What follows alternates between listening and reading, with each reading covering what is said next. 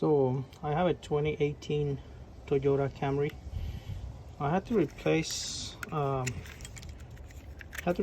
this fuel injector connector harness. So you can see there was some rodent damage. I guess a little critter got under the hood and started chewing in the wire. So I tried to get these cables, just the connector, but in order for you to replace it, you have to buy this whole part.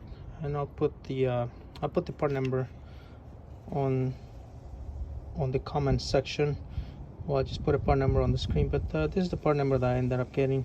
It's A212506080. The B10, that's just every time they come up with a new version of this connector, they just put a random number in there. But really the numbers that you need to look for is A212506080. So yeah, in order for me to remove this connector, it took me almost half a day. And the reason that it took me a long time is because the space to disconnect this connector over here at the end, you have very limited space.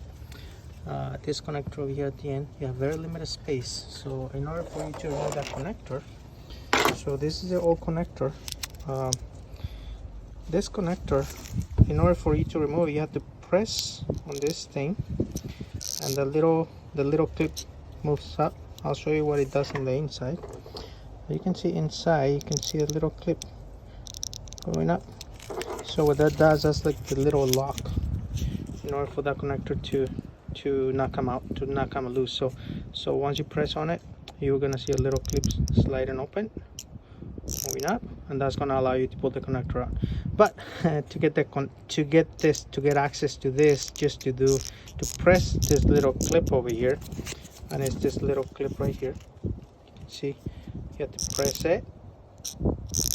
But in order to get access to there, it's the space is very limited. So what I ended up doing, I did disconnect a couple hoses just to get more space. I just took this one out. It goes right there. And I also disconnect this one, that it goes right here. So that's just to give me more space. So the other thing I did, I had to unbolt this little, it's like a tension bar. I'm not exactly sure what this bar is for. It's a little tension bar. It's not really not under tension, but I had to loosen it up. It basically goes, I don't know if you can see, but it connects. It's a little bolt right there. You have to remove that bolt. Once you remove the bolt, loosen up the other one. Let me see if I can get a good view. Loosen up that one. I ended up just kind of flipping this one over. I ended up flipping the bar over. Let me show you what I did. Just flip the bar over. As you can see, I just flipped that little bar over, and that actually gave me more space to get under here, and with the fingers trying to reach that connector I was mentioning before. Now once you get access to it, you have to firmly press on it until those little clips open up, and then you pull the connector. Then you just pull the connector out. So the other trick that I would highly advise you to get, it's a set of these little clips. These little clips come really handy to, if you have fat fingers, these little clips come really handy in order for you to press on the fuel injector connectors. Now the one thing, don't press like this, but press with the little elbow like this. But ended up, I just went in here, and I don't know if you can see, you can just press in here right on top of the connector. It has these little clips. You have to push them inwards. Just push them in, put some pressure, push them in. And what that's gonna do, let me show you what that does on the actual connector. This is the old connector that I removed. So once you press on this clip, what it's gonna do, it's gonna push it up, and that's gonna allow you to pull the connector out. Without doing that, the connector is not gonna come out. See, when I push out, it's got this little tab. It kind of opens up. It allows you to pull the connector out. Again, there's not a lot of room in there, so you just have to be patient.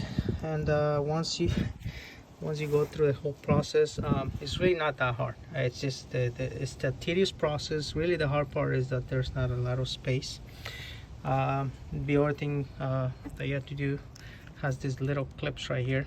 In order for you to pull the harness out, you just have to pull this little clip, pull it out, and then the harness comes up.